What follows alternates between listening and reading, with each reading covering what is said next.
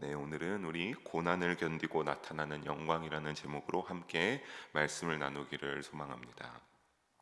우리가 오늘 읽은 말씀 이전에 이 오늘의 본문 속 사도행전 21장 27절에서 40절을 보기 전에 이전의 말씀들을 보면서 우리는 거기에서 사도 바울이 어떤 것을 결단하는 것을 알 수 있었습니까? 유대인 신자들의 그 오해를 풀기 위하여서 지도자들, 예루살렘 교회의 지도자들, 야고보와 장로들이 부탁하고 생각한 대로 그들의 정한 선한 네 사람과 같이 결례를 행하며 그 비용을 사도 바울이 다 지불하기로 하였습니다. 그래서 어떻게 했습니까? 일주일을 7일을 성전에서 들과 같이 결례를 행하였고, 오늘 본문은 그 결례를 행하고 끝나는 시점에 일어난 일을 오늘의 본문 속에 보도하고 있습니다. 가만히 보게 되면 우리가 근데 오늘의 말씀 속에 사도 바울의 모습을 보게 되면서 어떤 것을 보게 되면 사도 바울이 겪는 일이 예루살렘에 도착하여서 예수님이 겪으셨던 일과 굉장히 흡사하구나라고 하는 것을 우리가 생각해 볼 수 있겠습니다.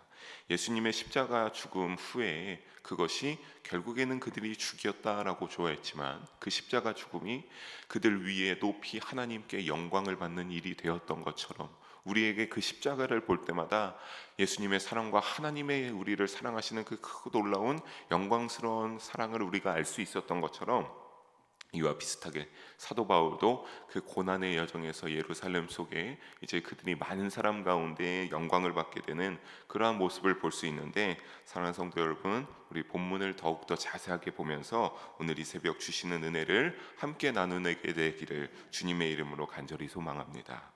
먼저 우리 27절을 보게 되면 초반에 그 이레가 거의 참회라고 하고 있습니다. 여기서 이레라고 하는 것은 7일을 뜻합니다. 그러니까 그 이레가 거의 찼다. 사도 바울이 그 예루살렘 교회 지도자들이 요청한 대로 결례를 행하는 그 7일이 거의 다 끝나가는 그 시점이 다 되었음을 가리키고 있습니다.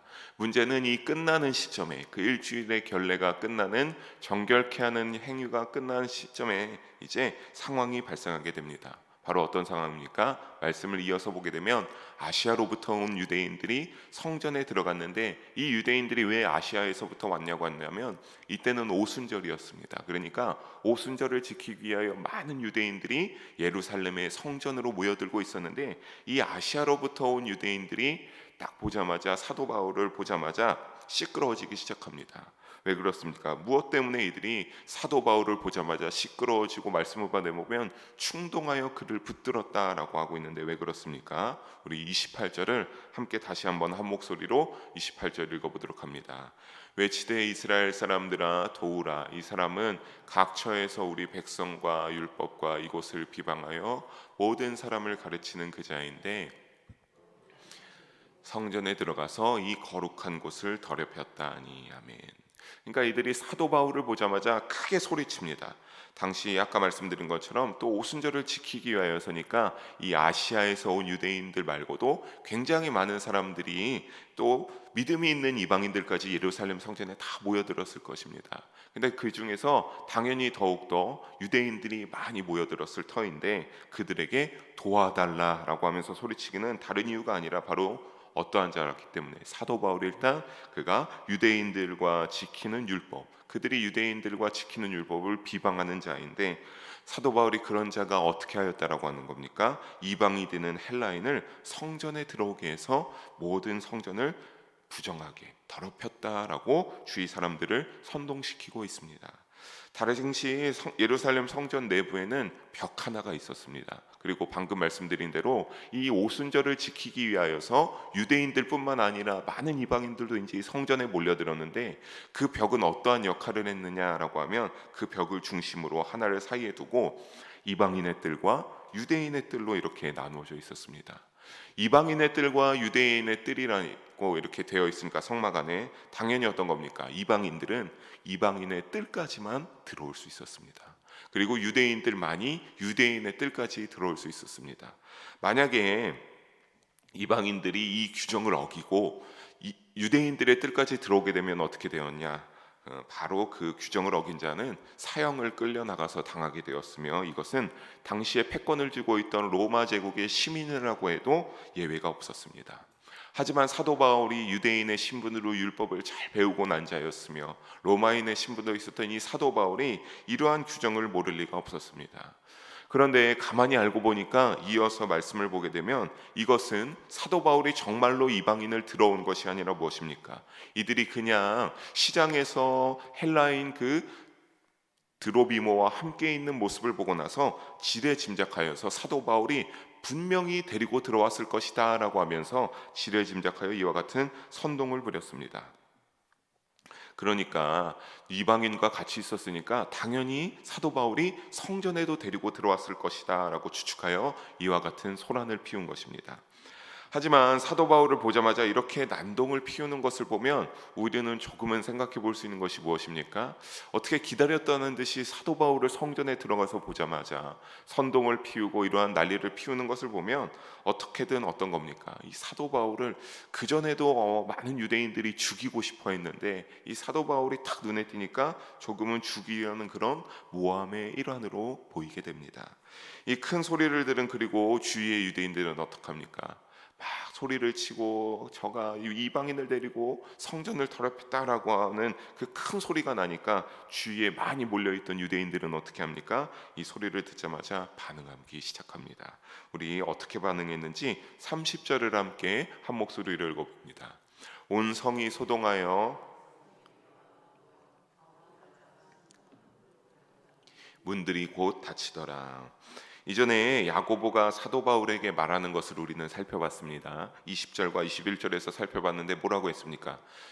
예루살렘 교회 수장이 되는 그 야고보 사도가 사도 바울을 향하여서 예수님을 믿는 자들이 많은데 그들이 아직 어떻게 했다? 그들이 아직 그 율법의 그 기준을 규범을 떠나지 못하고 예수님을 믿지만 열심히 여전히 율법도 지키면서 그 율법을 굉장히 중요하게 생각하는 자들이 수만 명이나 있었다라고 하는데 그들이 당신을 오해하니 우리가 걱정이 된다라고 말했었습니다.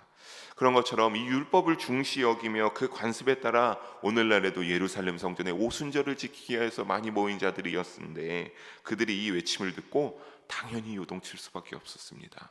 율법을 중요시하고 성전이 절대 부정되어서는 안 되고 이방인의 뜰, 유대인의 뜰까지 나누어져 있었는데 거기에 이방인을 사도 바울이 들였다. 근데 이 자가 율법을 무시하고 비방하는 자다라고 하니까 모든 유대인들이 이 외침을 듣고 요동칠 수밖에 없습니다. 그래서 소동하여라고 하는 부분을 원어로 보게 되면 에키네데라고 하는 그러한 헬라어가 쓰였는데 이는 소동하여 폭동하여의 뜻으로 쓰여졌으며 사람의 그 감정과 행동이 굉장히 격앙된 상태를 가리킬 때 이러한 단어를 쓰게 됩니다. 즉 이방인을 들였다는 소리를 듣고 이것이 너무나 중대하고도 자극적인 문제였기 때문에 거기에 모인 모든 유대인들이 일시 어떻게 한 겁니까? 격앙되어서 흥분하고 분노하여서 사도 바울을 즉시 붙잡고 성전 밖으로 끌고 나가면서 성전 문은 굳게 닫혀버리게 됐습니다. 근데 바울이 오늘 여기에서 가만히 이 부분을 보면 바울이 율법을 어겼다. 그래서 이제 끌고 나가서 이후에 보게 되면 사도 바울을 폭행을 하게 됩니다. 그런데 사실 이들도 율법을 그렇게 중요시고 지켜야 된다고 하는 자들도 율법을 어기고 있다는 사실을 알 수 있습니다. 우리 신명기 19장 15절을 한번 읽어보겠습니다. 사람의 모든 악에 관하여 또는 모든 죄에 관하여는 한 증인으로만 정할 것이 아니요 두 증인의 입으로나 또는 세 증인의 입으로 그 사건을 확정할 것이며. 아멘. 이 신명기 19장 15절은 그러니까 어떤 사람이 죄를 지어서 잘못을 했을 때 오늘날의 모든 그 사건 가운데 그 사람이 잘못했냐 잘못하지 않았냐의 그 시시비비를 따질 때 어떻게 하라고 하는 겁니까? 두 사람 또는 세 사람의 증인의 입이 필요해서 그 증거들을 토대로 그 사람의 죄를 판가름해야 된다라고 율법 가운데 알려주고 있습니다. 그런데 이들은 어떻게 했습니까? 사도 바울의 우리는 말씀을 나누면서 사도 바울을 지레짐작하여 끌고 나가서 폭행하는 것도 있었지만 이들 가운데 두 사람, 세 사람의 증인은 있지도 않으면서 그 율법을 잘 지키는 자들이 중요하게 생각하는 자들이 이 율법을 어기면서 이렇게 나아가고 있기 때문입니다. 반드시 유대인들은 이 율법대로 사건을 정리해야 됐습니다. 그런데 결국에는 무엇입니까? 모든 사람들이 선동되어서 흥분하고 격앙되었으니까 결국엔 그 군중 심리가 이와 같은 폭력적인 상황들을 만들었고 우리가 이때와 비슷한 게 무엇입니까? 가만히 생각해 보면 예수님 때에도 이러했습니다. 예수님 때에도 그냥 뭐 제대로 알지도 못하면서 예수님이 너무나 미워서 반드시 죽여야 된다라고 했던 그 소리치는 모습들을 우리는 말씀 가운데 봤었습니다. 사랑하는 성도 여러분, 결국 우리가 알아야 될 것은 무엇입니까? 많은 수가 모이고 뜻을 뭉친다고 해서 진리가 아님을 우리가 잘 아시기를 주님의 이름으로 부탁드리겠습니다. 오직 참된 진리는 무엇밖에 없습니까? 하나님의 말씀밖에 없습니다. 우리가 믿음을 가지고 이 세상 속에 살아가면서 우리의 참된 진리가 되고 우리에게 맞는 것은 하나님의 말씀밖에 없으니까 늘 이 말씀을 우리의 믿음의 여정 가운데 기준으로 삼으셔서 세상의 속에서 그 세상 뜻의 기준에 휩쓸리지 않고 이와 같이 휩쓸리지 않아서 주님의 시선에 맞는 그러한 결정으로 담대한 믿음으로 나아가시기를 주님의 이름으로 간절히 축복합니다. 본문으로 돌아와서 31절에 보게 되면 그 소동이 얼마나 요란하였으면 누가 왔다라고 했습니까? 온 예루살렘이 시끄러워져서 로마의 군대 천부장에게까지 그 귀에까지 들리게 되었습니다. 천부장이라는 것은 잘 아는 것처럼 1000명의 군사들을 거느리고 있는 자입니다. 이 말을 시끄러운 그 로마 군대 지휘관이 이 소식을 듣게 되자마자 어떻게 합니까? 이어서 32절을 보게 되면 급히 백부장들, 이 백부장들은 100명의 군사를 이끌고 있는 사람들인데 이 백부장과 군인들을 데리고 이제 급히 데려왔다라고 합니다. 그러니까 적어도 꽤 많은 100명, 몇백 명 이상의 그 백부장이 몇 명이 온지는 모르지만 몇 명 이상의 그 수백 명의 군사를 이끌고 이 천부장이 그곳으로 출동을 한 것을 알 수 있습니다. 일단 왜 그러냐면 당시에 로마는 이 유대인들의 그 소동에 대하여서 일어날 것을 굉장히 주의 깊게 살펴봤습니다. 그런데 오순절을 지키기 위하여서 예루살렘 성전에 많은 사람들이 모일 것을 알았다고 하니까 어떤 겁니까? 그 성전 근처에 이 로마 군대가 주둔하고 있었는데 이 시끄러운 상황을 듣고 재빨리 이제 군사들을 이끌고 달려왔습니다. 그런데 아까 어떻게 했습니까? 이들이 사도 바울을 많은 사람들이 붙잡고 끌고 나가서 사도 바울을 어떻게 하기 시작했다. 오늘 보니까 후반절에 보면 바울 치기를 그치는지라. 그들이 온 것을 보고 바울 치기를 그쳤는데 그건 왜냐하면 당시에는 어느 누구라도 유대인들이 유대인을 죽이고 싶어도 유대인에겐 그럴 권한이 없습니다. 반드시 사형이라는 권한은 로마 군대가 로마가 승인을 해야지만 그 사람이 사형이 일어나게 되었으니까 만약에 그런 거 없이 유대인들이 몰래 쳐서 죽일 수도 있겠지만 지금 군사들이 온 시점에서 여기에서 만약에 그들이 더 쳐서 사도 바울이 목숨을 잃게 됐다라고 하면 그 모든 사람은 범죄를 저지른 것이기 때문에 로마에게 극형에 처할 위험이 있기 때문에 그들은 사도 바울을 때리던 것을 멈추었습니다. 그러니까 즉 일촉즉발의 순간에 어떻게 한 겁니까? 기가 막히게 이방의 로마 군대가 다가왔는데 이것은 하나님의 섭리입니다. 사도 바울을 구하기 위하여서 사도 바울의 목숨을 잃지 않기 위하여서 하나님께서 그 기가 막힌 타이밍에 이방의 군대들을 보냈고 사도 바울은 그로 인하여서 목숨을 부지할 수 있었습니다.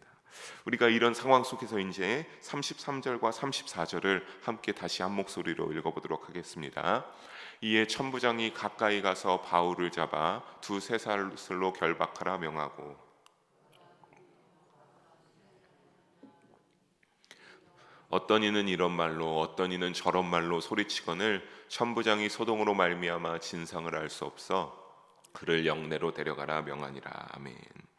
천부장은 그러니까 이제 보자마자 일단 모르지만 어떤 것인지 몰라 사도 바울을 쇠사슬로 결박하라고 하고 무슨 일로 이런 상황이 일어난지 물어보는데 그들이 너무나 흥분 상태였고 막 그렇게 사도 바울을 때리고 있던 상황이니까 어떤 사람이 막 이렇게 소리치고 어떤 사람은 또 저렇게 소리치니까 천부장이 알 수가 없어서 어떻게 합니까? 그냥 우리의 영내, 그러니까 로마 군대의 군사들이 주둔하고 있는 이 주둔하는 곳으로 사도 바울을 데려가라고 명령합니다.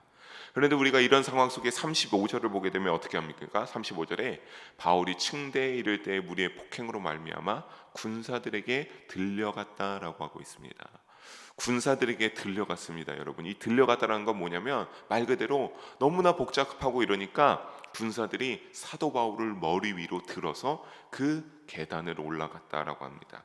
그러니까 이 층대가 무엇인지는 그림을 보면서 함께 더욱더 자세하게 알 수 있는데 그림을 보면 여기서 층대를 이제 올라갈 때 이렇게 그림을 보는 대로 그 층대 저 계단의 돌계단 로마 주둔지로 가기 위한 돌계단이 있었는데 저 계단을 로마 군사들이 어떻게 한 겁니까?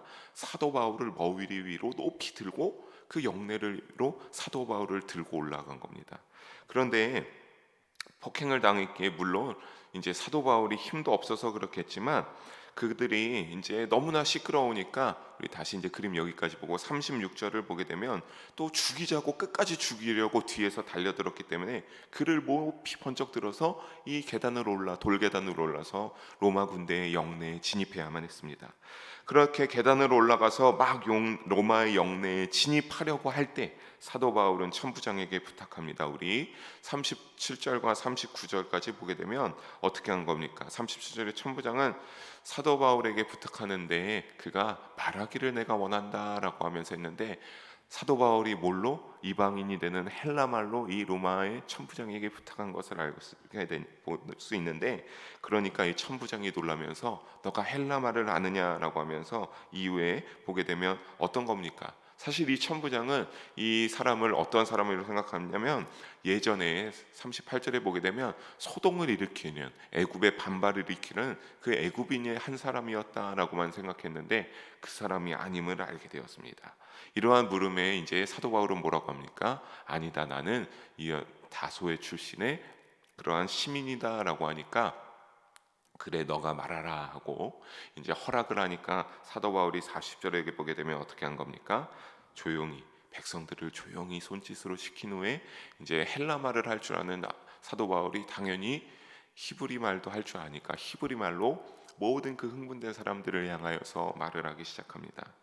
그런데 사랑하는 성도 여러분, 우리가 이러한 부분들을 약간 시각을 다르게 해서 본다라고 한다면 사도 바울이 그 성전 성막 가운데서 높이 들림을 받아서 올라가기 시작하고 그 올라가서 그 층대 돌계단으로 올라가서 그 높은 곳에서 이제 많은 사람들을 향하여서 선포하게 되는 모습을 볼 수 있겠는데, 이것은 마치 그 뒤에 많은 사람이 따라 들어와서 소란스러웠던 그 전투에서 승리하고 돌아오는 장군의 모습과도 같다라고 볼 수 있겠습니다. 그리고 그들이 우러러보는 위치에서 말할 기회까지 얻게 된 모습을 우리가 머릿속에 상상해 본다라고 한다면 세상의 눈으로는 우리가 이 흐름 속에서는 당연히 사도 바울은 너무나 위험한 상황이 아닙니까? 목숨을 잃을 뻔했습니다. 하지만 그러한 가운데서도 하나님께서 십자가의 죽음을 통하여서 예수님을 높이 들어 올리신 것처럼 그 어려움 속에 고난 가운데 있었으나 그 많은 사람들 가운데 사도 바울이 높은 위치에서 영광스럽게 말할 수 있는 기회를 얻는 것을 보면 그 속에서 이제 이후의 말씀을 보게 되면 주님의 영광을 드러내기 위함을 목적이 있어서 말하기 위해 사도 바울이 부탁한 것을 알 수 있습니다. 사랑하는 성도 여러분, 이것이 바로 믿는 자가 믿음을 가지고 하나님께 드러낼 수 있는 영광인 것을 믿으시기 바랍니다. 사랑하는 성도 여러분, 이처럼 믿음을 지키면서 살아가다 보면은 이와는 달라도 우리 역시 어떻게 하는 겁니까? 우리 역시 많은 고난을 경험하게 됩니다. 그것이 때로는 내 가까운 사람일 수도 있고 내가 생각지 못한 사람에게 내가 믿음을 지키고 살아간다는 이유로 이러한 고난을 경험하고 체험하게 될 때가 있는데, 그럴 때 우리가 낙담하지 말고 좌절하지 마시기를 주님의 이름으로 축복합니다. 사도 바울처럼 복음을 위해서 이 고난과 환난을 견디면 주님이 어떻게 하여 주십니까? 우리에게 의의 면류관을 이 사도 바울처럼 영광스럽게 씌워 주실 것이기 때문입니다. 그리고 우리를 통해 하나님이 영광을 받으십니다.